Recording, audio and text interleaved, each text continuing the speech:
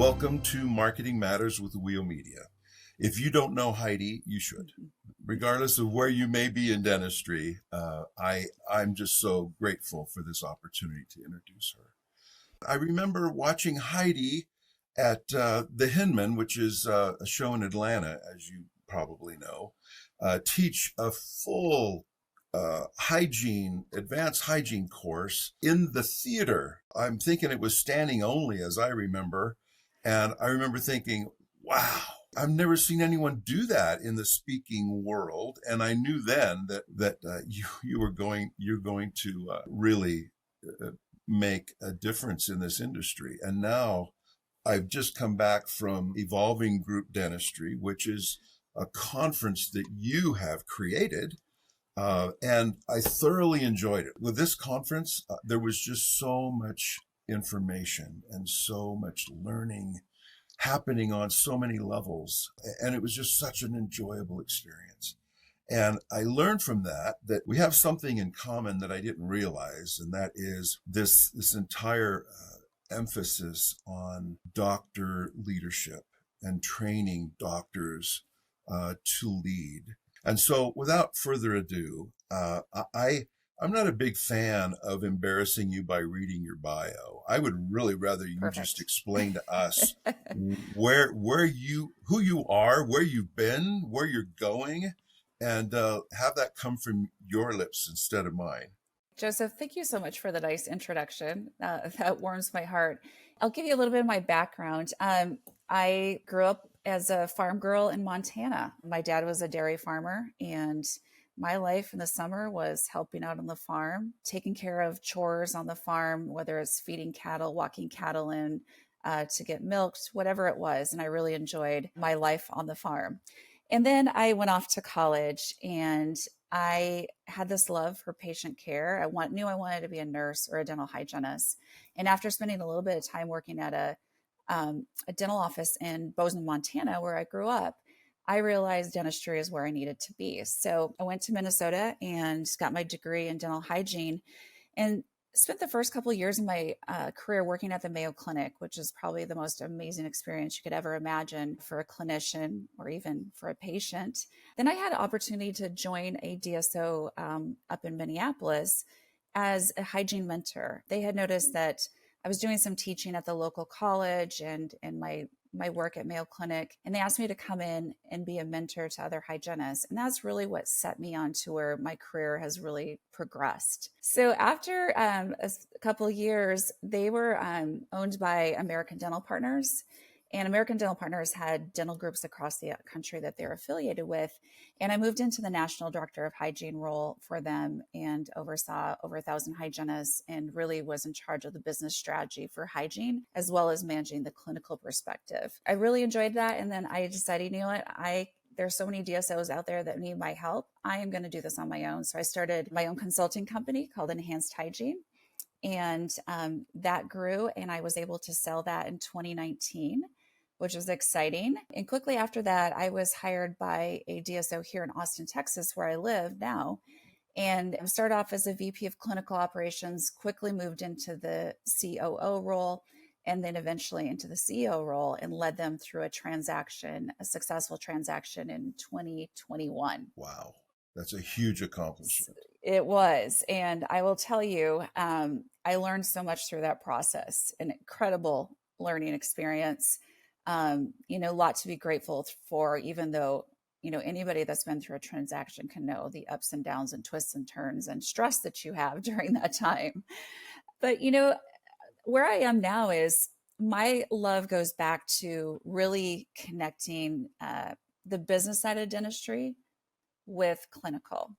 And when I look back at it, we have to really understand, if we don't have doctors, we don't have patients. If we don't have patients, we don't have doctors, and we don't have a DSO. So it really encompasses the important factor of, of course, patients are our business, but in the DSO world, the DSO customer is the dentist. When I look at that whole scenario, I see the importance of supporting our doctors, but I also see a big gap. And that gap exists between, we'll say it, business strategy and clinical excellence. And they shouldn't be separated. There should be a very much a married approach. And that is my focus and my motivation every day, to go out and support dentistry, and specifically our DSOs, to create a better or healthy, sustainable organizations, but ensure we're taking care of doctors and providing the best in patient care. That's a great full scope of where you've come. No wonder you have the work ethic you do.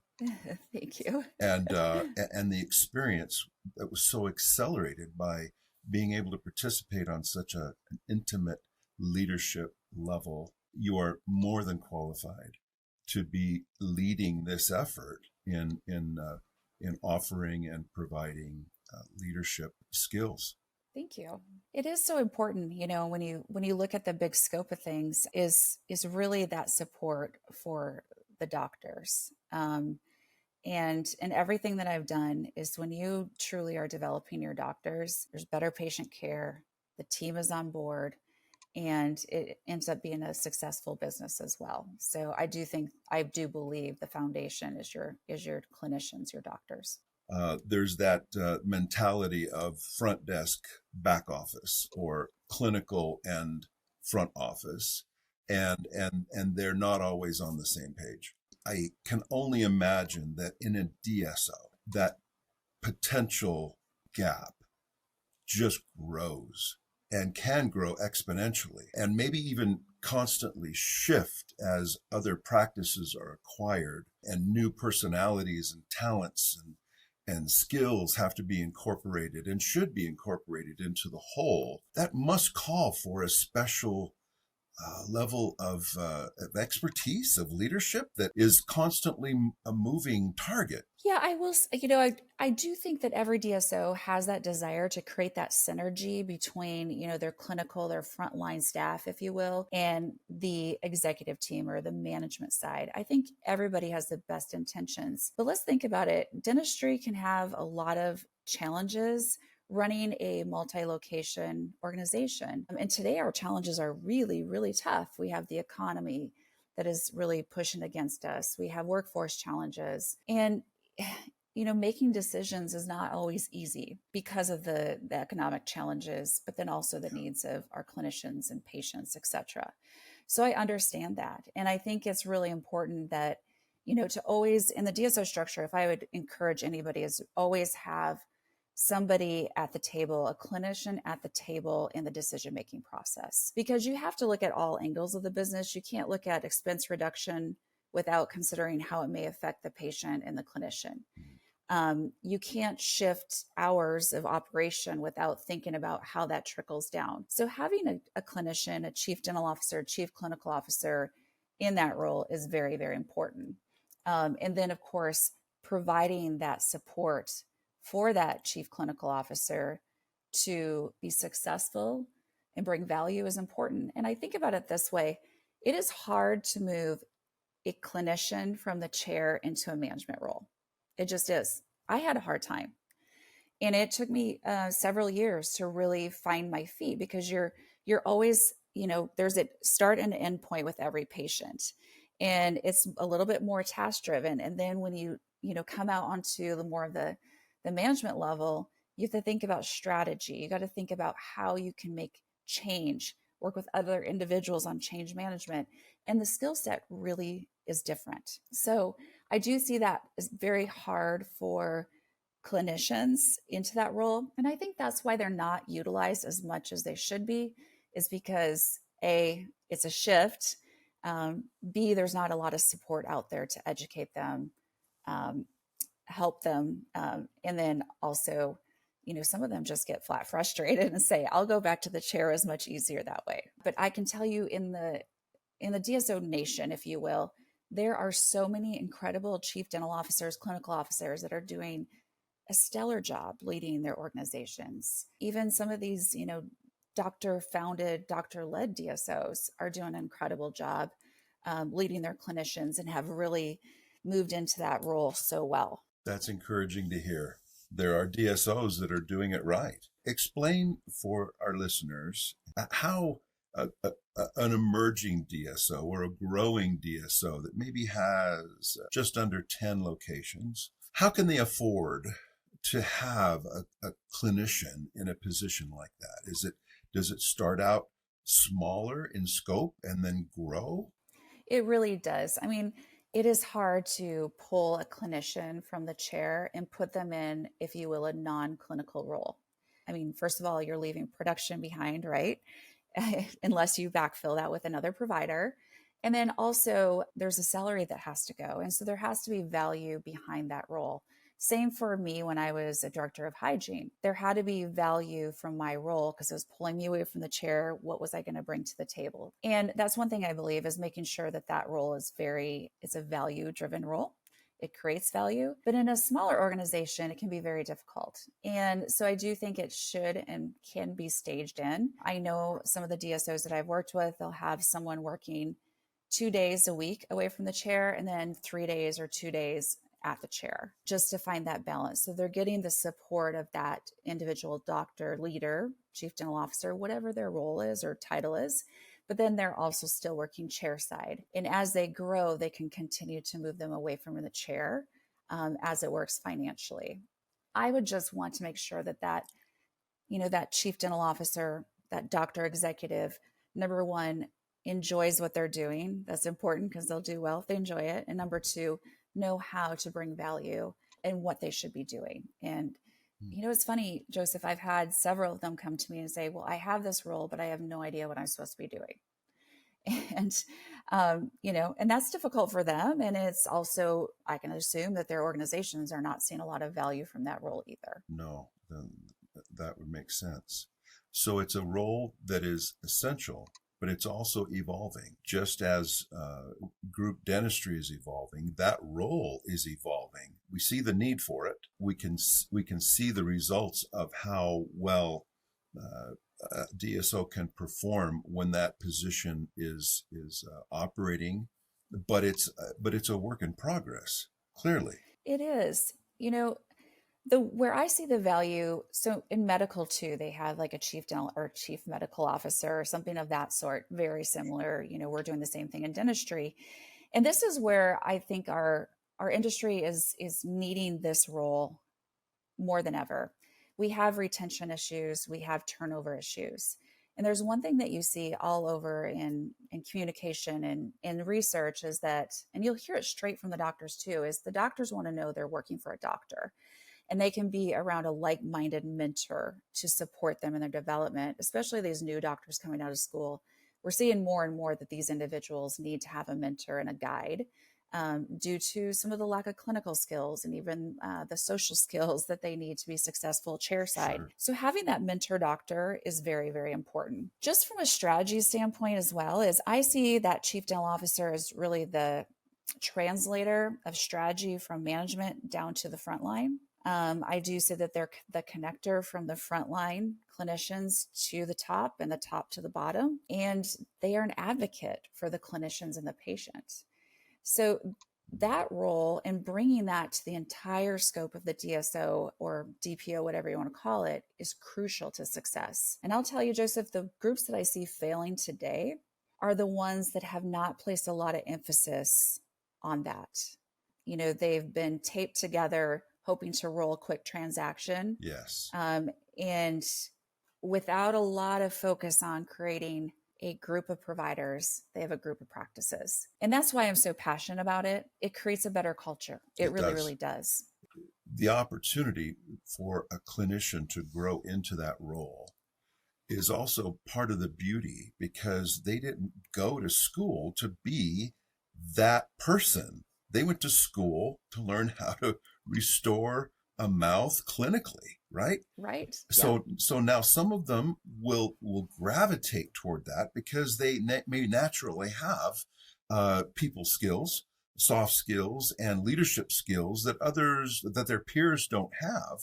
But for those that don't come ready to fit that job description, it definitely is a role that you can grow into if there is, like you said, the mentor opportunity and the training provided.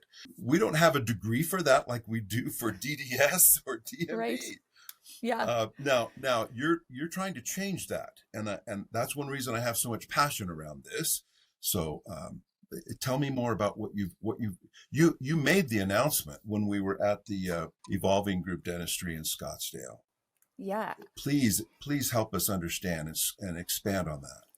absolutely. And before I go into that, I just wanted to also say that DSOs are sometimes recognized as corporate dentistry, where it's always very money focused. And it's not that way, and it shouldn't be that way. And I do believe by developing these executive level doctors and ensuring that they are part of every DSO and very visible in the DSO will create a better understanding of who DSOs truly are and how they can support. Yeah. I mean, DSOs are here forever, and we need to make sure that we continue to evolve them and provide the best to our providers, best to our patients, and really the industry at whole. And there's so many exciting things happening, and I think it really feeds up from these executive doctor leaders. So that leads me into the fact that I've seen there is a community of executive level doctors that want to be able to connect and learn from each other and grow together and also help understand how they can be better at their role. And so what I've created is called the Clinical Leadership Forum. It's a small group of executive level doctors from DSOs who are coming together to learn more about how they can bring value to their organizations, how they can support their organizations, and truly how they can be satisfied within their roles. So think about the person that said to me, I have this title, I'm not sure what I'm supposed to be doing. That might be somebody in the room. Another one is, I've been in this role for 5 years, and I am looking for new ways that I can develop, support, and encourage and motivate my doctors to bring more each day. Or I'm unsure of how to talk to them about performance. I want to learn from others on this.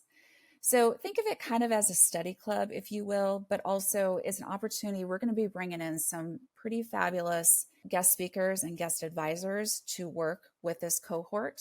And it's a year-long membership program that we have. We'll have 4 in-person events throughout that 12-month period. And then we'll have monthly calls and, of course, a community where we can chat openly between times to support each other as questions come up. I'm really excited about the members that we have signed up already and what their goals they have. It is a really unique opportunity, and I'm super excited and hoping that there's others that would like to join. But please know, Evolving Group Dentistry Conference will continue to go on, and the focus, as you know from that meeting, is bridging gaps, building futures. And so from that tagline, you can imagine what our conversations will be. Okay, so you're starting July 31st. Is there a limit to the number of individuals you're going to register per course? So right now I want to cap a group to 15. And so I do believe, each room will have 15 people in it. And this is my first year, so I'm not sure what to expect on doing this. You know how it is when you're starting something new, you never know what's coming. I've had really great dialogue with people that are wanting to sign up or already have signed up. And so I am excited about the group, but happy to discuss and answer questions of others that are interested, of course. That's exciting. 4 in-person meetings throughout the year. And for the period of a year. You're describing something so much more than a study club, really. This is layers of mentorship and learning from your peers, as well as some outside influence and of expertise that you're bringing in. Can you give us an example at all of maybe what the course material looks like, who you're bringing in? I'd love to know more about that. Right. So, we're going to first start talking about the role of the chief dental officer and really kind of collaborating on what it looks like. Because I will say what it is in one organization is not what it's going to be in someplace else. So we're going to share, what our roles are across the country and really talk about what are the objectives that we're trying to accomplish and the value behind the role. That'll be a first topic just to set things off. Then we're going to move into a lot about mentoring, how to set up a mentoring program in your organization, also orientation, training, and professional development programs or processes within DSOs, because I see that as the most valuable thing we can do right now, especially with workforce challenges, underperforming doctors, et cetera. So that will be one, and we'll have an expert, that comes in and talks about that. Another role that's so important for these individuals is to be able to connect the operating plan with what we should be doing chair side with our patients. And how do you translate that? That's where translation is hard, is how do you translate that strategy down to the front line and make it happen? Because that's where implementation happens, is at the chair. So what are the KPI statistics that you should watch? We're going to talk about also how to talk to doctors about performance and engage them in a positive way. One of the things that's come out of my surveys is they're having a hard time engaging doctors into being accountable for how many days they work, to being motivated to perform at high levels. So we're again going to spend some time on that. And some of that feeds into generational differences too, which we'll discuss. We'll also move into talking about, formulary, designing your formulary, technology. I mean, the list goes on, but those are the key points as we get started and move through it. A little bit of it will be based on what they want. Some of them are just non-negotiables of what I believe they all need to have, and just based on all the many individuals I've worked with throughout the years.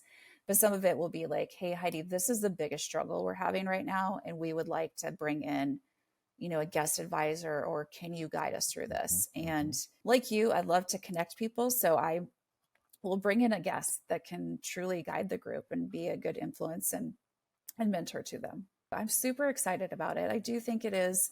I believe it's going to change dentistry. I truly do believe that. And I do believe it'll change the lives of a lot of doctors and team members that, have the opportunity to be supported by these individuals. There is so much to offer when you have a group setting in ways that a single office just can't address. I've talked to many doctors now and team members that would never go back to working for it because it's just a better model. If they get it right, it can really do what everyone wanted, and that's deliver better care across the board to more patients. So I did work with a DSO that transitioned from that managed care model into your PPO and like a private practice, right? And the interesting thing too is the reason I am so passionate about DSOs is because of the clinical care, which is one of the things that anti-DSOs claim is the issue. And let me tell you why. Because there's checks and balances. If you're just working with Dr. Smith in Dr. Smith's practice, there's nobody that's going to look at his or her work, give him or her feedback. There's no checks and balances at all.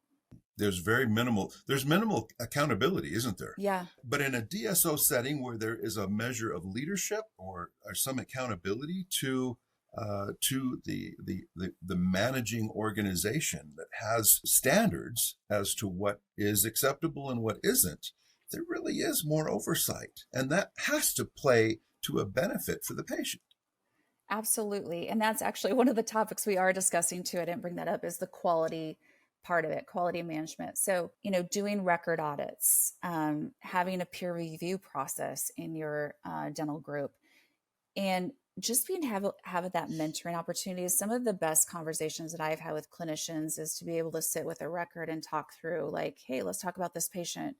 What happened with it? Why do you see it this way? And be able to share ideas.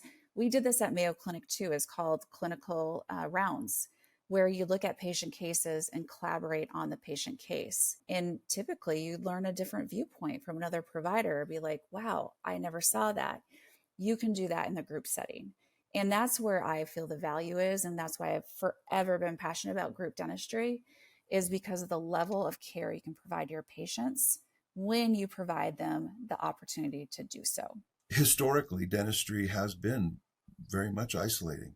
Individual practices that are going at a different pace and have different emphasis depending on the doctor's natural talents or desires to go in whatever direction he wants to take his practice. And the patients are all over the board trying to find, who would best serve my needs as a result, when they're all very, very different. Yeah. So in that role of chief clinical officer, they would have to have some appreciation for the need that dentists have to grow. And their opportunities for growth may very well come from that chief clinical officer. It should be someone they look up to clinically. That's probably a whole nother layer of complexity, isn't it? In finding the one that is the best skilled clinically may not want anything to do with that leadership role. That is true. And I've always said too, it's not always your highest producer that should be your, executive doctor. It could simply be somebody else, honestly, but it needs to be somebody that's respected. Obviously, they have to have the respect of the doctors that they're leading and mentoring, or it makes for a really tough, relationship.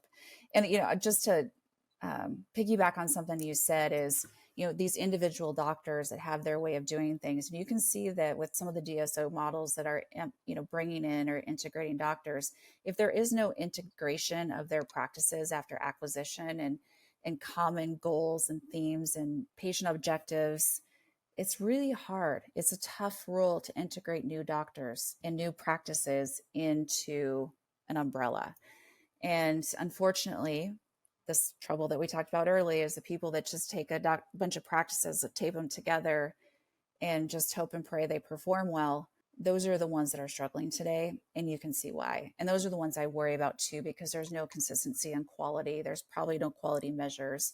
Is simply providing non-clinical dental, non-clinical services to some dentists. So I could talk about that all day too, but the role is tough but the role is so important for DSOs to be successful and just for our industry as a whole. Therein lies the challenge, isn't it? It's absolutely essential. You've got to have someone in this position if you're going to succeed as a DSO, and that person needs a level of support that doesn't really even exist today.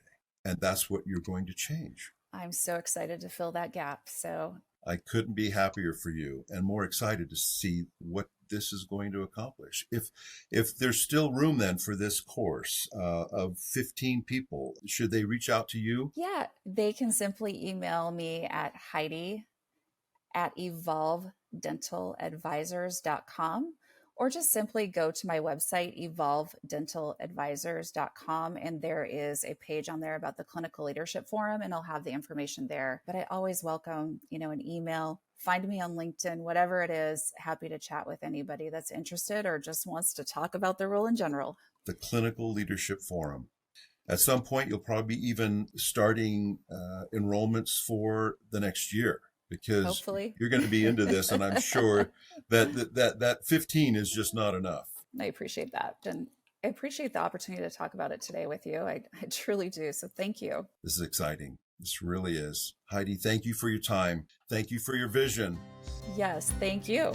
Bye-bye. Bye.